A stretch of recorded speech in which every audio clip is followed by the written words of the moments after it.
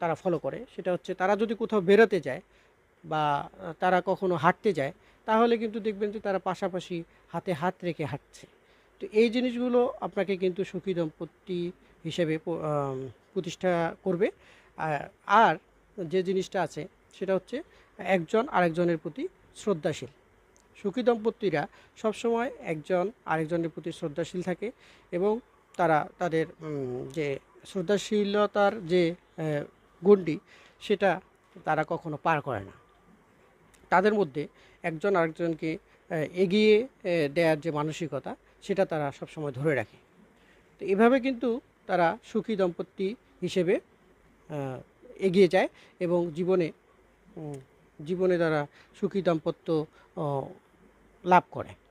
এরপর একজন সুখী দম্পতি সবসময় দেখবেন যে কোথাও বাইরে